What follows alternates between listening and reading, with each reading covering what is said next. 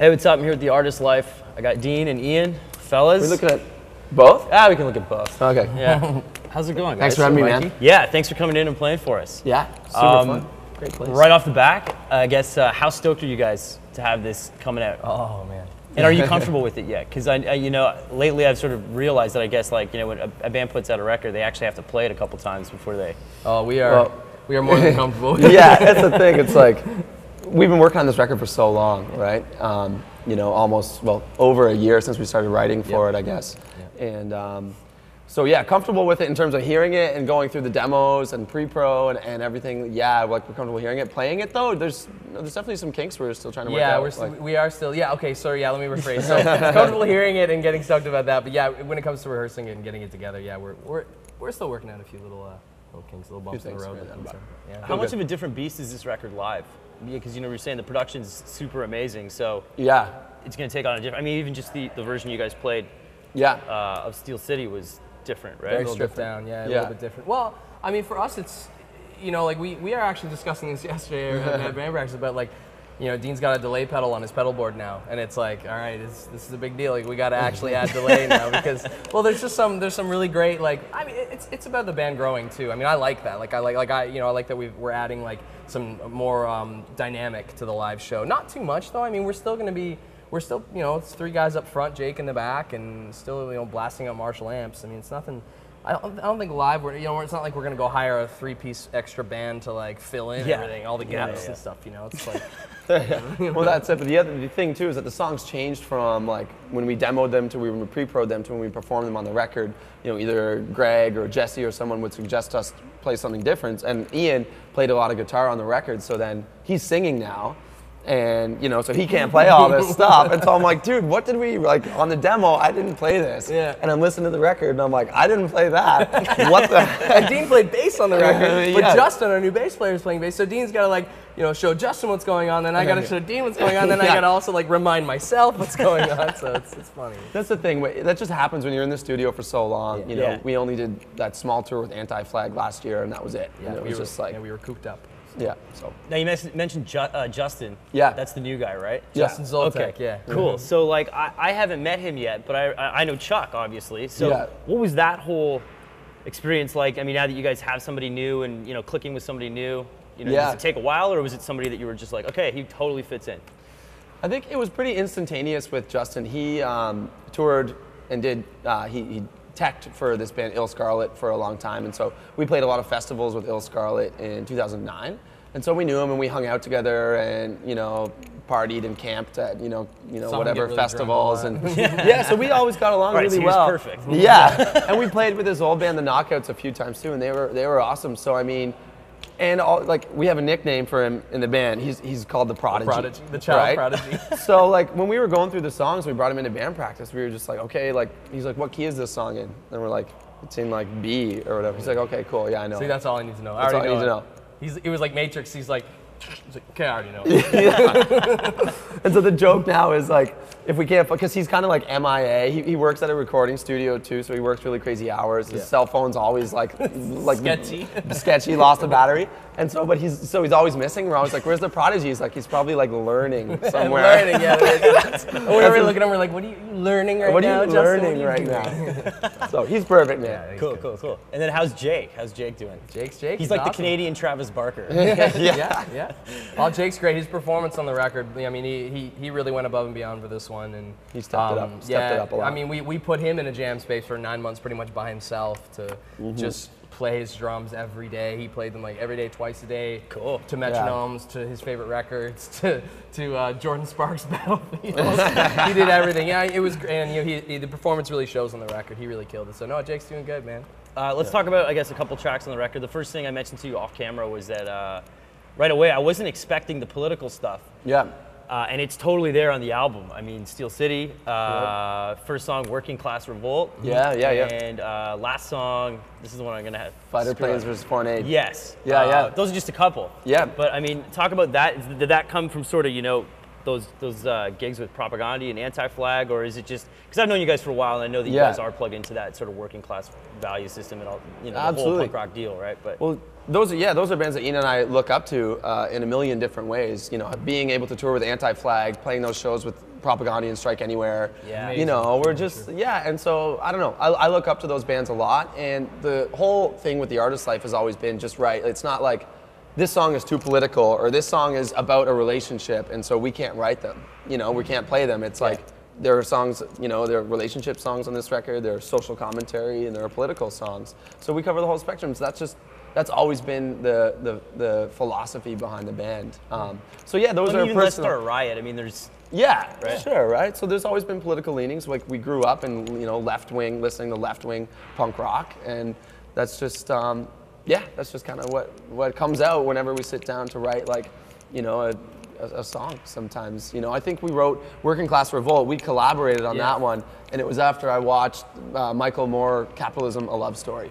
You know, and it was the financial meltdown. Exactly. And I just finished telling Dean how my uncle lost his job at Stelco, and along with like 100 of his like comrades. And we just kind of were we sitting around. We were just like, man, that sucks. And you know what sucks? And I'm like, that sucks too. And then and this song was we just started piecing it together, and you know, like, this is the waking of the working class revolt. This is the way we want to go. Like, it was just a anthemic, put your arms up, you know what I mean? So I have to ask you about all three of those shows because I saw the Anti-Flag show. I missed the Propaganda Strike Anywhere show. I actually saw it in London because I wanted to see those bands. I remember that. Yeah. So what was it like playing with, you know, those bands? Because those are three of my like favorite bands. Yeah, those three of my favorite bands too. That Propaganda show, was that you were at the Ronald McDonald epic show? Right? Well, it was a chance for Dean, I'm a Strike Anywhere fan, but I don't know if I know anyone who's more of a Strike Anywhere fan than Dean is.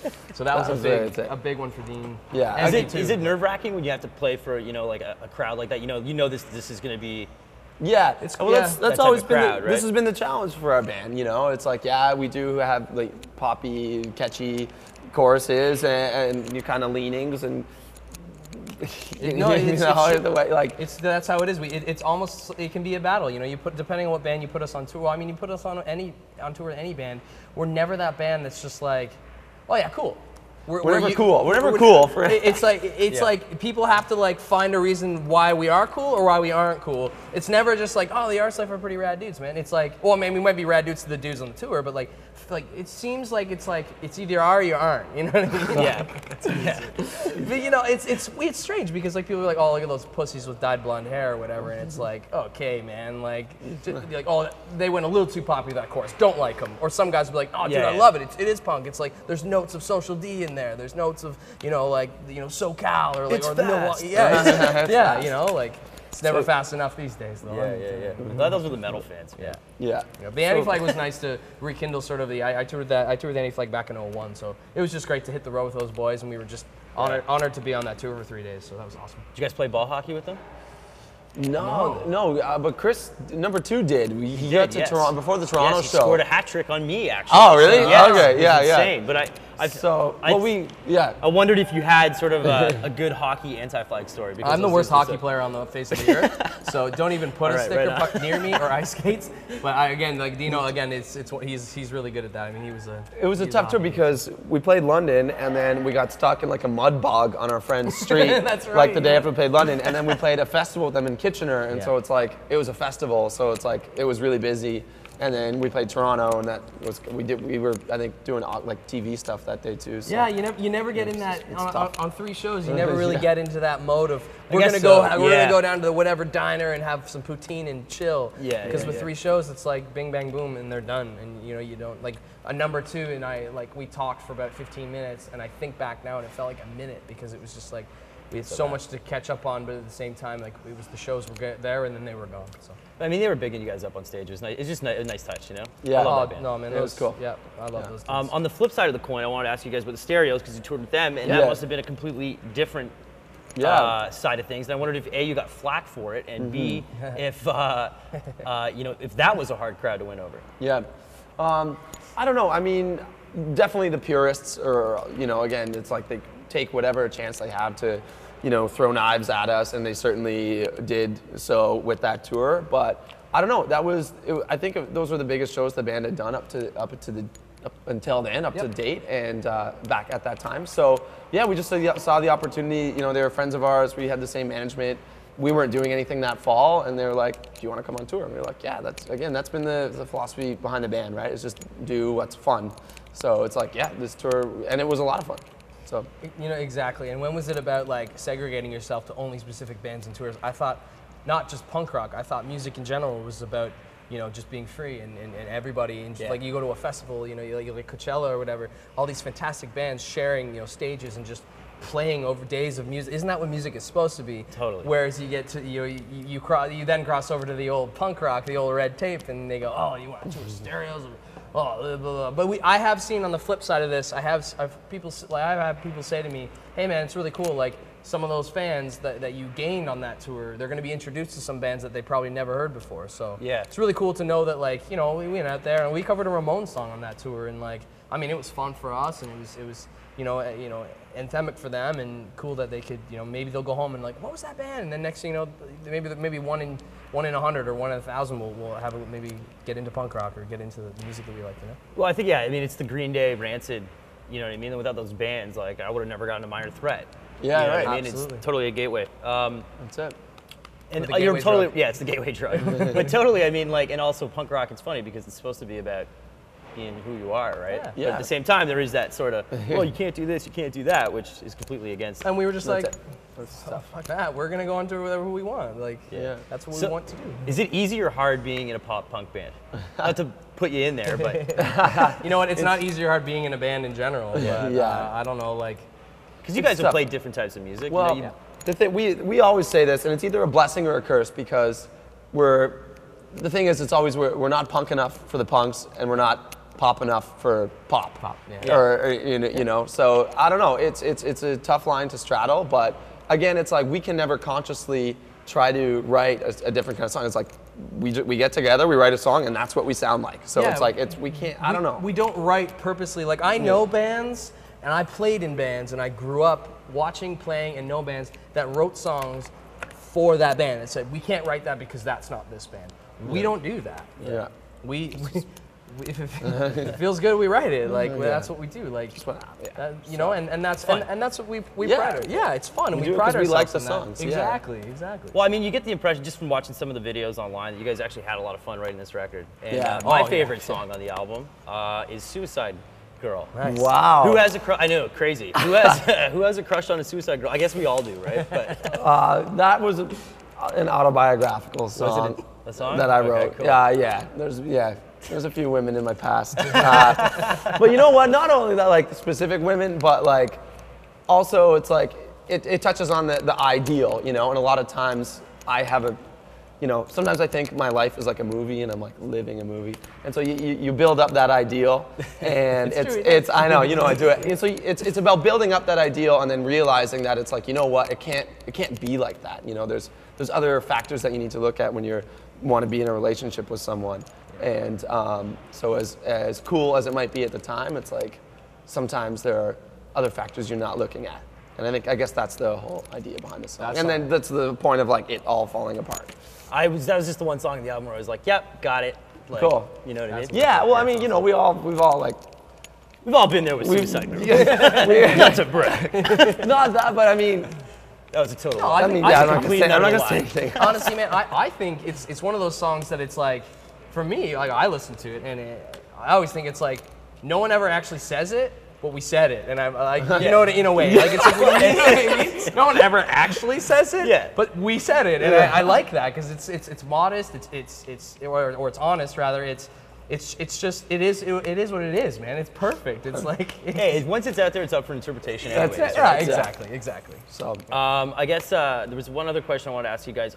On the pop punk tip, I wanted to, because you guys referenced Goldfinger on the record, which I love at the end, the Mabel thing. Oh, that was insane.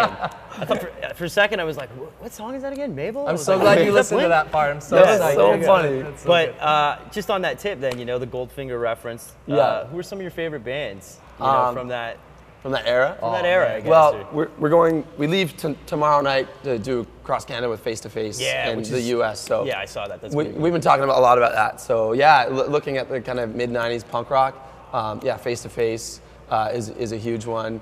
Massive. Goldfinger is, well, I mean, yes, awesome. Obviously, Goldfinger. Yeah, Goldfinger. Yeah, we all listen to Goldfinger. I mean, any of the Fat Records and Epitaph catalog for sure. Pretty much. I mean, you know, Lagwagon, No Use for a Name, those bands. No Effects. Exactly, No Effects, yeah. And I mean, like Blink. Were you guys Blink guys? Absolutely. Yeah. Huge Blink guys. Huge Blink fans. Ever cross paths with those dudes? In your tenor? We have a Macbeth sponsorship. That's the right. closest. We do have a Macbeth sponsorship. All right. I know that Mark Hoppus called Greg Taylor once, who's a friend of mine from back in Burlington. He called him once, and they spoke on the phone. But that's the closest. That's my 2 degrees of separation. Right on. Was it like an interview for his radio show? No, I think he has a radio show, doesn't he? No, this was well, yes, He does, but this was like 10 years ago, and he just called. Cool, man. I know, eh? Like real relevant. Ian. Like, oh, we're going way back now. It's a bit of a stretch. Anyway, well, I'm actually really excited for that Blink album. So I mean, dude, I'm so psyched about it. Yeah, it sounds. Really psyched. And then last but not least, what are you guys listening to right now? Well, we were singing as we were warming up. Listening to the new Dropkicks a lot. We were singing. I was great just album. I was just in Boston, right? And I was just at McGreevy's, man. And dude. It's Well, the Bruce Springsteen, like the Bruce Springsteen part on the Peg of My Heart, like that song is just mind blowing. So the Social D record, you got me into that one. Yeah, I got Dino into the Social D record. And they're still kicking, which is insane. I love the new record. It's for me. It's just it's fucking great, man. I love it. Yeah. And I bought the new Bright Eyes the other day, which I'm really digging. Nice. Yeah. And I like the new Rise Against record too. Nice. Yeah, I'm digging the new Rise. To that one a lot. Yeah. Cool. So on the Boston drinking St. Patty's tip, I actually ran into Jake on St. Patrick's Day. Oh, get out. Totally forgot about it. Wow. The next day I saw him on Facebook. I was like, oh yeah, dude, I totally saw you last night, didn't I? Awesome. And he was, yeah, give me a free beer. So thanks, Jake. Yes. Anyways, fellas, awesome. Thanks for coming in. Dude, thanks so much for having us, bro. Yeah, appreciate it, man. ExploreMusic wears English Laundry apparel.